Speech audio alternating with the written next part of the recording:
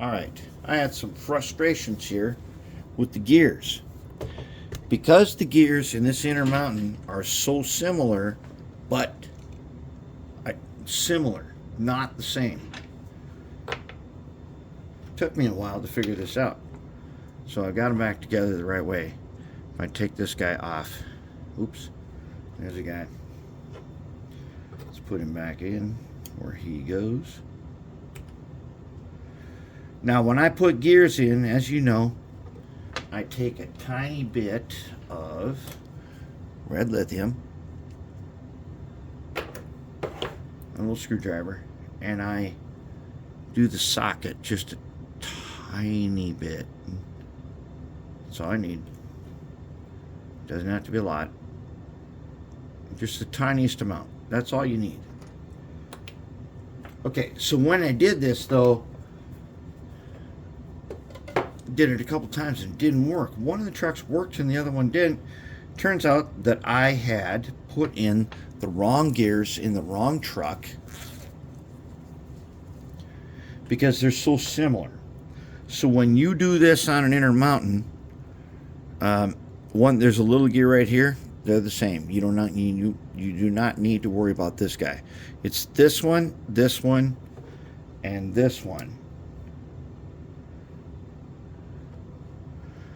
And as you know, I put in here, they all got some markings on them,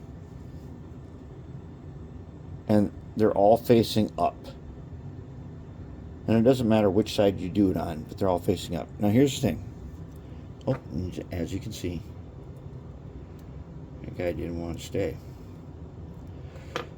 Alright, so you got this big gear here and this gear here. These guys are easy to mix up.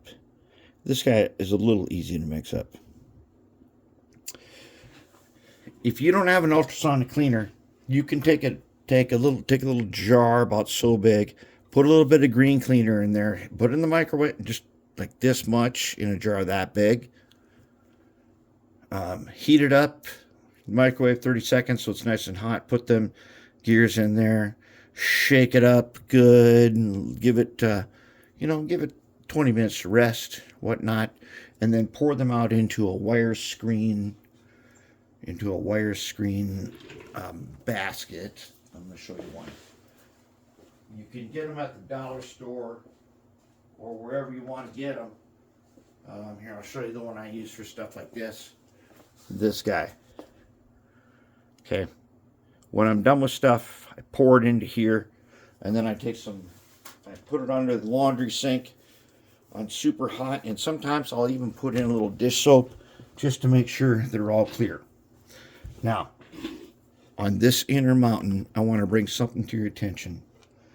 These gears are super easy to mix up. They just are. They look the same, but they have slightly different numbers of teeth. So what you do is once you get them clean, find yourself, if I can find myself, where is my guy? I've got a silver Sharpie around here. Somewhere. Wait, here he is. Okay. Take a guy like this. All right, mark a tooth. Start counting around. Mark one, then go 1. He'll be 1. Go 2, 3, 4, 5. Mark him and go around to the end. That way, you do that on all those, you'll find out, so that you know how we mash all the parts together to get them to work. Hey, that's the way it is. That's what you have to do. My little girl told me that when she was like 4 years old. She said, Daddy, you gotta mash them. You mash them or it won't work. And she's right. Gotta mash them. And then you count them so that you end up with a nice thing like that. All right, so then with our red lithium just on those nubs, just barely, we should be able to fit this guy back together like this, and he should turn freely. Very nice. Now we're going to take the screws. We're going to take the screws and put them in now. I'm going to take the gearbox screws. We're going to put them in.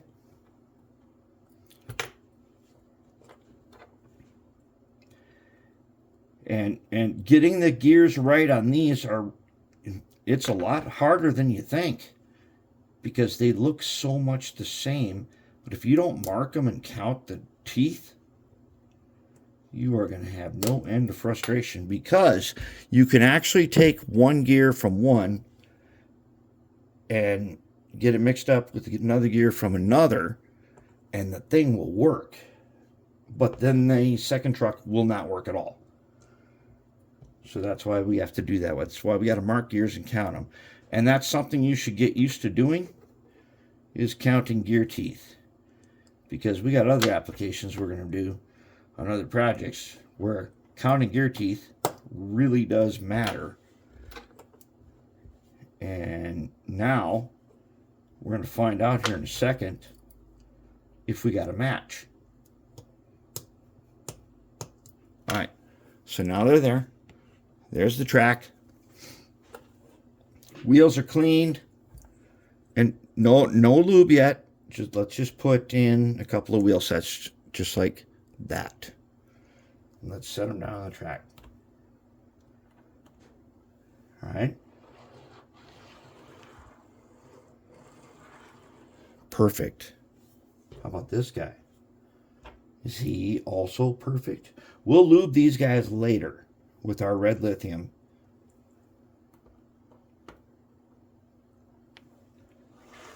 Very good. Okay.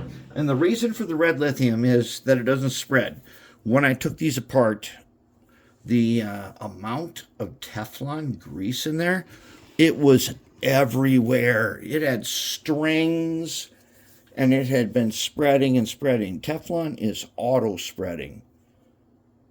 It will keep going and spread apart, and it will get everywhere. Where we don't want it to go, though, is there. We don't want it to get into the motor.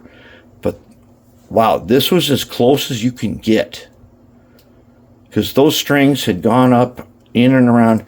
If they get wrapped around this flywheel and get sent into the motor, then that motor's done.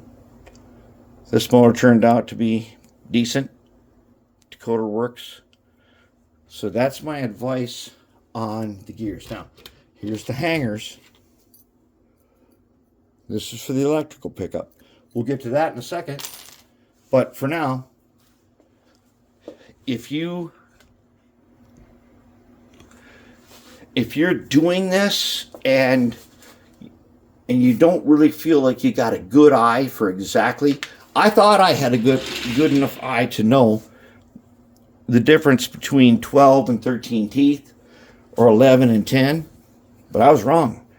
I put them together wrong twice before I finally figured out I needed to go ahead and actually count it down. And now they work perfect. And that's where we're at on this F7. And it's going to turn out great. It's going to be amazing. We'll see you in a little bit.